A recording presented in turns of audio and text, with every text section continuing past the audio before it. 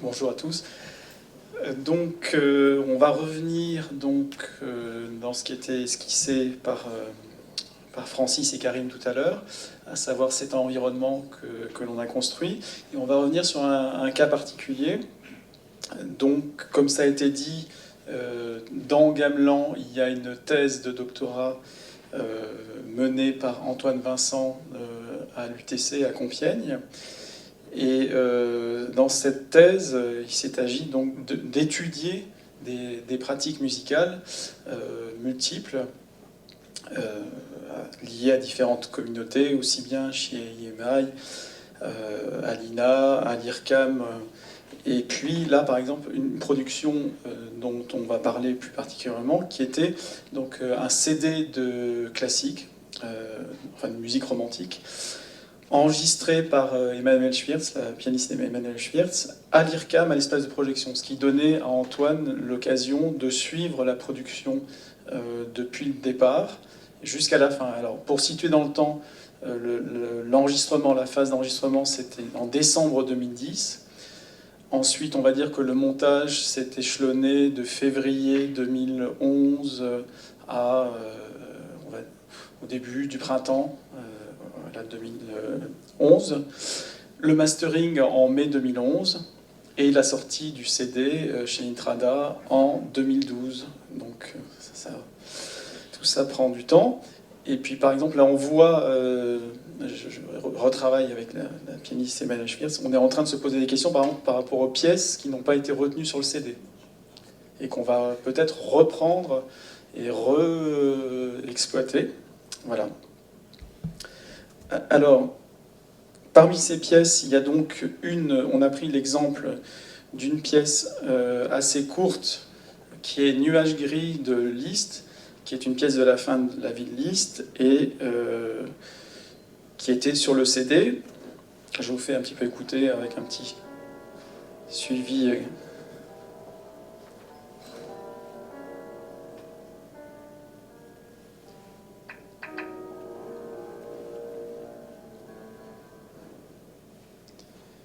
Alors l'idée était, pour faire la preuve du concept, sur cette pièce courte, de refaire exactement le travail de montage, donc de partir de la session d'enregistrement dans Pro Tools. Alors je précise que le travail initial a été fait dans Pro Tools. Et là, donc, on se situe maintenant dans Audacity. Dans Audacity gamelanisé, comme l'a dit Karim tout à l'heure, à savoir que les actions que va faire la personne qui travaille sur les sons, les actions menées par cette personne vont être repérées et envoyées vers le système de tracking. Et donc le système de tracking, lui, il capte deux choses, des actions sur les répertoires, les fichiers, toutes ces formes d'actions de création, de destruction, etc., et l'ensemble de ces actions dans le logiciel Audacity. Et l'idée était de faire dans Audacity, de refaire exactement ce qu'on a fait dans Pro Tools dans Audacity, donc le montage de cette pièce, ce qui est faisable sur une pièce de cette taille-là, je veux dire au sens de la facilité d'utilisation d'Audacity, qui n'est pas le logiciel le plus... Enfin, c'est pas fait vraiment pour faire du montage. En tout cas, la notion de point de montage qui est vraiment au cœur de Pro Tools n'est pas dans Audacity. Là, par exemple, on part dans Audacity avec 15 prises, alors partielles ou complètes de la pièce, donc qui sont en haut de l'écran. Donc on voit les pistes qui sont un petit peu étirées. Là, on va dire que c'est la timeline initiale avec les 15 prises de la pièce. Et puis en dessous, c'est l'espace de travail du monteur qui a fait donc 2 fois 6 pistes. Il y a donc, puisqu'il y avait 6 micros, 3 couples, et donc il travaille sur cet espace en allant prendre au-dessus et en ramenant donc en dessous les différents contenus en procédant au montage.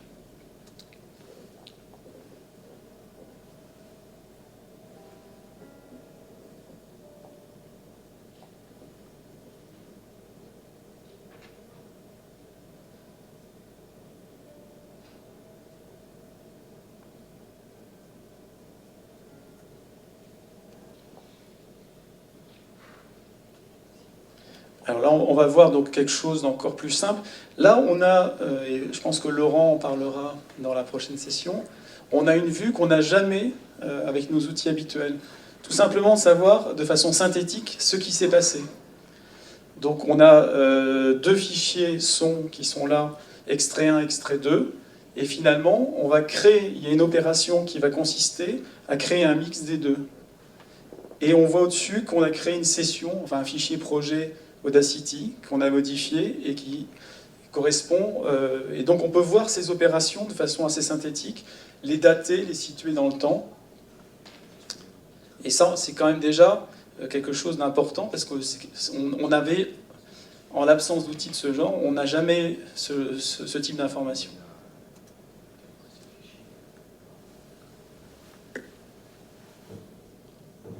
Et là, on va suivre pas à pas les opérations dans Audacity et voir ce que le modèle opère de l'autre côté. Alors la première chose, c'est qu'on a créé un répertoire qui est Gamelan scénario 1 simple, qui va être le répertoire qui va être scruté par le tracker.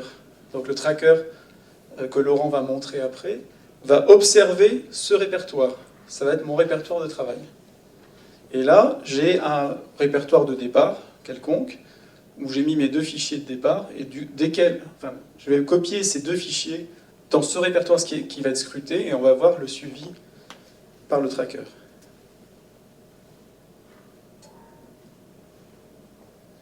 Là, je bascule, à chaque fois je montre ce qui se passe du côté du tracker, donc de la fenêtre, où on voit que donc, deux fichiers ont été créés, donc par la copie de ces deux fichiers dans mon répertoire surveillé.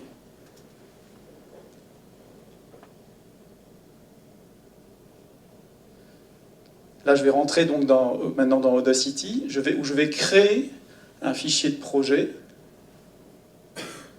Voilà.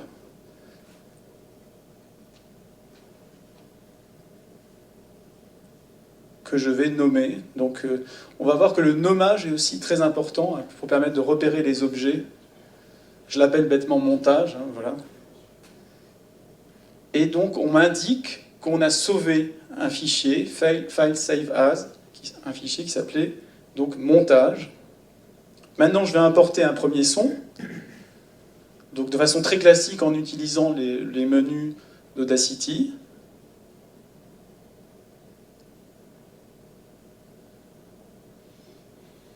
Alors, si on s'arrête un petit peu là, on voit donc les opérations donc remontent. La plus récente est vers le haut. Donc on voit qu'on a importé donc ce fichier son et voilà, qui est sélectionné par défaut. Enfin, la piste et le fichier est sélectionné par défaut. Et là, on retrouve ce que montrait Karim tout à l'heure, c'est-à-dire au niveau, à partir du moment où on sera remonté de tout ce qui est généré par l'observation de l'action, donc des logs, jusqu'à l'ontologie, on va retrouver comme ça, de façon resserrée et sémantisée, donc la description de l'action qui a été faite. Et donc l'essentiel, c'est un port audio qui concerne évidemment, qui qualifie l'opération qui a été faite.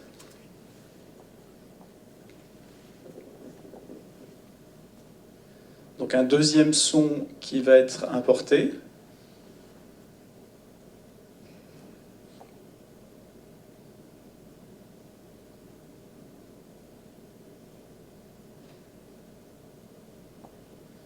Pareil, donc on voit l'importation, la sélection par défaut. Alors maintenant, des opérations toutes simples aussi. Tiens, on a écouté la situation sonore. Parce qu'il me semble important de savoir qu'à un moment, on a écouté. Quelqu'un a pu faire un montage presque en aveugle, mais là, non. On veut écouter ce qu'il y a dans la situation sonore. Donc, start playing, stop playing, etc.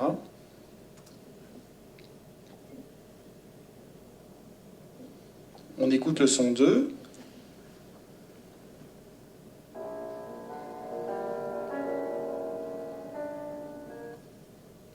Etc.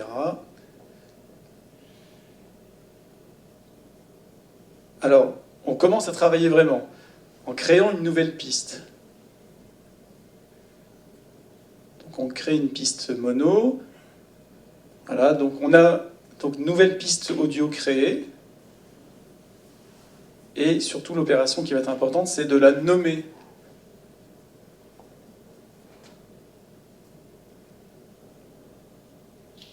Voilà. Donc elle s'appelle mix. La piste audio est renommée en mix.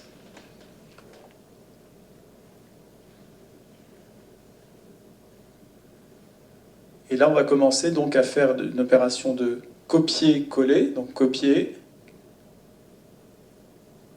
Et puis on colle donc le son 1 au début de la piste 3.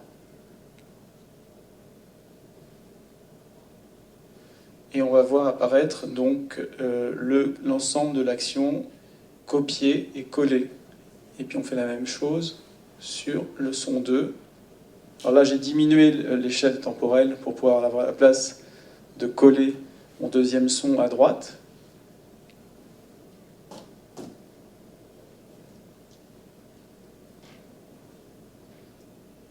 Et donc je vois donc l'ensemble du...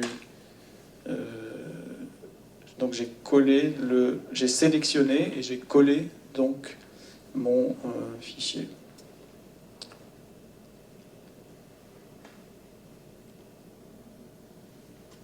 J'écoute le résultat.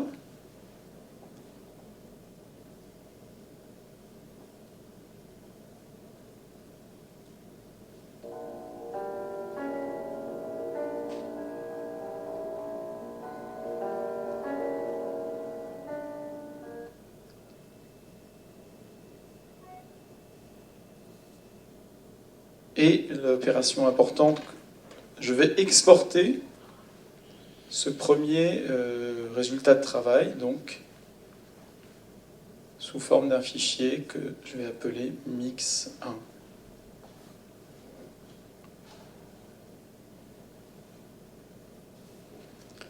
Et donc là, on montre également en bas, au niveau de l'ontologie, ce que l'on aurait comme représentation, sémantisation, donc au niveau d'un export audio qui va indiquer l'opération qui a été menée.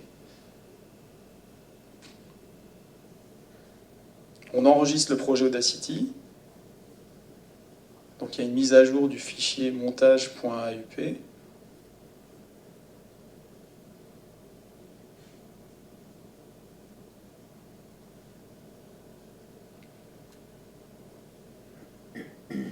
On le ferme et puis donc on voit là tout ce qui a été fait, file closed, etc., etc. Et maintenant vient l'étape, évidemment, après coup, on veut, ce que montrait un petit peu Karine tout à l'heure, bon, ce type de requête, on veut savoir quels sont les fichiers qui ont été mis en jeu dans ce travail. Donc on peut revenir comme ça, interroger le système, et on obtiendra donc les fichiers, les 3 fichiers dont le nom est en bas, extrait 1, extrait 2, et là, il s'appelait montage 1 dans celui-là. Voilà.